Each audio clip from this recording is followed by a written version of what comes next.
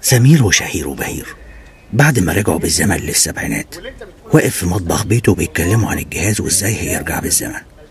بس هما وبيتكلموا في نص الكادر بيبان ماسورة غاز نازلة ورا البوتاجاز. ما كانش فيه مواسير غاز في السبعينات. واللي خد باله من الخطأ ده وبعته لنا حمادة، برغم ان كل المشاهد الخارجي كانوا مخليين بالهم ان مفيش عربيات حديثة تظهر، لكن في اللقطة دي بان هنا مجموعة عربيات حديثة. عيب عليا ليه؟ عرفتك؟ لا عرفت ايه يا معلم؟ لا عيب عليك، دي بنقولها عادي كده. بص مش هتفهمني. قشطه قشطه قشطه. انت جعان يا واللي خد باله من الخطأ ده رحمة، هنا بيحاول يبيع لعبد الحليم حافظ أغنية قارئة الفنجان. بس المشكلة إن قارئة الفنجان من إنتاج سنة 76 وهم عدوا السنة دي. هتقولوا لي عرفت منين؟ هقول لكم إن هم أول ما رجعوا في الزمن شافوا مسرحية العيال كبرت، واللي هي اتعرضت 79. والعيال كبرت نفسها سعيد صالح كان بيقول كلمات من الأغنية دي نفسها، وكمان كان بيقول عبد الحليم حافظ الله يرحمه.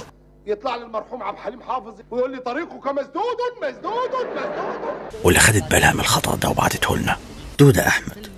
في السنة اللي هم راحوا لها في السبعينات كانت هي نفس السنة اللي أمهاتهم حملت فيهم. بس لما بيجي يدي بطاقته للمخبر، حضرتك أنا معيش بطاقة بس أنا معايا الباسبور، بيقول إن سنة الميلاد بتاعته فيها 6 و8. نخلي 8 دي نخليها نشطبها خالص، نخليها 5، وال6 دي نخليها 5 برضه، أنا بحب ال5. ولأن المخبر بيقول له إن دي سنة ما جاتش، ضارب لي باسبور بتاريخ ميلاد لسه ما جاش، يبقى أكيد دي سنة 86 مش 68. فازاي اتولد سنة 86 وهو في نفس السنة اللي اتولد فيها في السبعينات؟ مكتوب على الحيطة اللي وراهم كلمة فوقش بالإنجليزي، بس مش دي المشكلة. المشكلة إن مكتوب رقم 2 بالإنجليزي بدل الهمزة، يعني فرانكو. لغة الفرانكو في مصر ما ظهرتش غير كبديل للعربي في الحاجات اللي ما كانش فيها حروف عربي زي التليفونات أو الشات رومز، واللي هي ما كانتش موجودة طبعا في السبعينات. واللي بعت لنا الخطأ ده أحمد بلال. آلة الزمن رجعتهم لسنة كان عايش فيها عبد الحليم حافظ، واللي هو توفى سنة 77. لكن في مشهد الحفلة بنسمع إن هما بيرقصوا على كذا أغنية من السبعينات، ومنهم أغنية بهاما ماما. الأغنية دي إصدار 1979. واللي بعتوا لنا الخطأ ده صحيح لما رجعوا بالزمن ما حددوش السنة اللي رجعوا لها بالظبط، بس ظهر في الفيلم عبد الحليم حافظ لسه عايش، واللي مات سنة 1977.